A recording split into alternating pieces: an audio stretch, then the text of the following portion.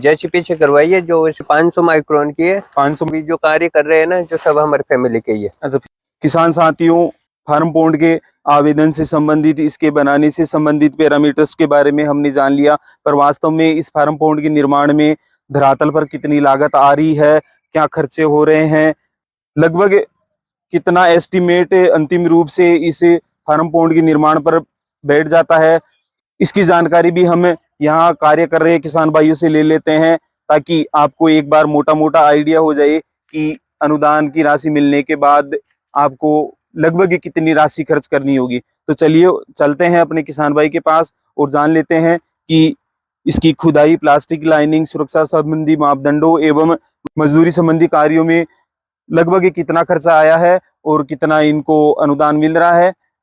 हमारे साथ है ग्राम अनूपपुरा जयपुर के किसान साथी सरदार जी, जिन्होंने अभी ताज़ा ही फार्म पॉन्ड बनाया है। इनसे जान लेते हैं कि हकीकत में धरातल पर इसकी कितनी लागत बैठ रही है और कितना अनुदान इनको मिलने वाला है। सरदार जी, आपने ये जो फार्म पॉन्ड बनाया है, इसके लिए आवेदन कब किया था आपने? ये मैं आवेदन लगभग 5 से 6 महीने पहले किया था। 5 से 6 महीने पहले किया था। आपको हाँ। प्रशासनिक स्वीकृति विभाग की ओर से मिल चुकी है? जी हाँ। अच्छा, तो एक बताइए, ये जो आपने फार्म पॉन्ड की खुदाई करवाई है, ट्रैक्टर वगैरह से करवाई है या किसी जेसीबी वगैरह का? नहीं, हम तो इसके जो खुदाई करवाई, जो जेसीबी से करवाई है, जो इसमें से हमने 16 लाख रुपए की इसमें लागत आई थी। अच्छा, 1.25 लाख रुपए खुदाई की लागत आई है। अच्छा, जिसमें से हमने 1 लाख रुपए की मिट्टी बेच दी। अच्छा, लाख रुपए की आपने मिट्टी बेच दी है। हाँ, और 25,000 रुपए हमने उसको जेसीबी वाले को दिया है। अच्छा, लगभग 1.25 लाख रुपए की खुदाई का कार्य इसमें हुआ है।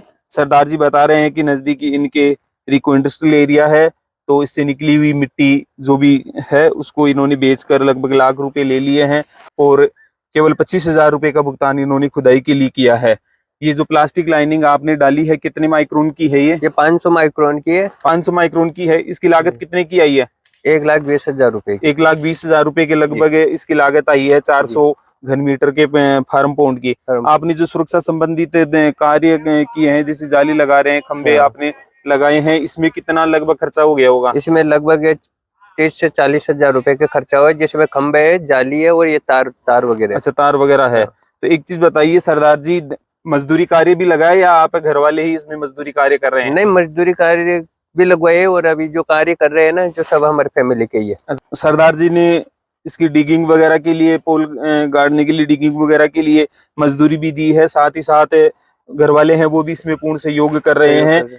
यानी मोटा मोटी देखें तो लगभग 2,70,000 से 80,000 रुपए के लगभग इसकी लागत आई है, जिसमें से 1,20,000 रुपए की अनुदान राशि मिल जाएगी।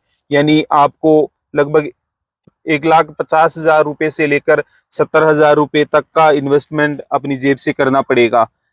सरदार जी, किसान साथियों को एक आवश्यक चीज ये भी बताइए कि आपने जो कंपनी से त्रिपाल खरीदा है, इसकी गारंटी वारंटी भी है क्या? ये गारंटी और वारंटी 3 साल की गारंटी है, 2 साल की वारंटी है। अच्छा, 3 साल की, तो शुरू के 3 साल तक फुल गारंटी है। अगर किसी भी वजह से, यानी कि कट जाए या फट जाए या धूप से किसी की वजह से टेस्टिंग वगैरह कुछ भी हट जाती है, तो 3 साल तक इसकी रिप्लेसमेंट की गारंटी कंपनी की ओर से दी गई है। साथ ही साथ अगले 2 साल के लिए आपको वारंटी दी जाती है। अगर कहीं से भी त्रिपाल फट जाता है, खराब हो जाता है, तो उसको पेस्टिंग करने या रिपेयरिंग करने का खर्चा जो भी होगा वो कंपनी की ओर से उठाया जाएगा। किसान साथी, इस विषय पर विशेष ध्यान रखें कि अगर आप प्लास्टिक लाइनिंग डाल रहे हैं तो 2-10 हजार रुपए की कमोबेश का ध्यान न करते हुए अच्छी क्वालिटी की प्लास्टिक लाइनिंग खरीदे, ताकि लंबे समय तक यह आपको सेवा दे सके। यह न हो कि आप 2-10 हजार रुपए की बचत के चक्कर में सस्ती एवं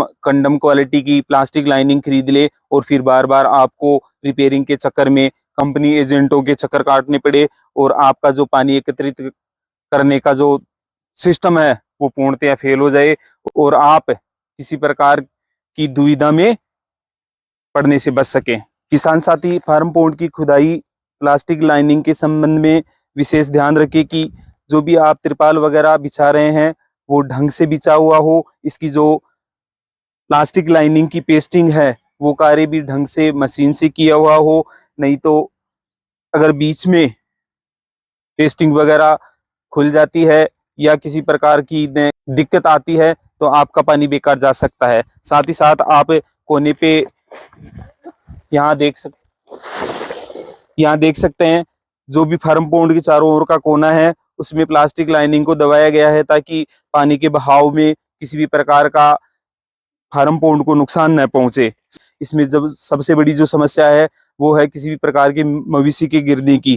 किसान भाई प्लास्टिक लाइनिंग डालने के तुरंत बाद इस विषय का विशेष ध्यान रखिए कि जो आपका फार्म पॉन्ड है उसको पूर्णतया कवर कर दे, क्योंकि कई किसान भाइयों से देखने को मिला है कि इसमें जिस आवारा कुत्ते वगैरह कूद जाते हैं और फिर उन्हें निकालने के चक्कर में या वो निकलने के प्रयास में आपकी प्लास्टिक लाइनिंग को खराब कर देते हैं। तो इस विषय का भी आप विशेष ध्यान रखें ताकि आपको किसी प्रकार की असुविधा का सामना न करना पड़े। तो इसके लिए आप सुरक्षा मापदंडों का पूरा ध्यान रखें ताकि किसी भी प्रकार की जनधन की हानि न हो। साथ ही साथ एक विशेष जो समस्या रहती है वो होती है चूहों की। तो जब भी आप फार्म पॉन्ड बनाए हमेशा इसकी चारों ओर की विजिट करते रहे ताकि यह अपने को पता रहे कि भी आसपास कोई चूहा वगैरह तो नहीं घुसा है, क्योंकि जो जंगली चूहे होते हैं वो अक्सर पानी के आसपास रहते हैं और कई बार बिल वगैरह बनाकर नीचे तक पहुंच जाते हैं और प्लास्टिक लाइनिंग को नुकसान पहुंचा सकते हैं। इसलिए अगर आप 1,50,000 से 1,70,000 रुपए का इन्वेस्टमेंट कर रहे हैं तो थोड़ी सावधानी बरतें। निश्चित तौर पर राजस्थान सरकार की यह फार्म पॉन्ड योजना आपकी खेती के लिए और आपके रोजगार के लिए एक मुनाफे का सौदा हो सकती है। आज के लिए बस इतना ही, फिर मिलेंगे एक नई वीडियो में नई जानकारी एवं नवाचार को लेकर जो देगा आपकी खेती और किसानी को सकारात्मक ऊर्जा के साथ आपके सपनों को उड़ान। तब तक के लिए राम राम साहब।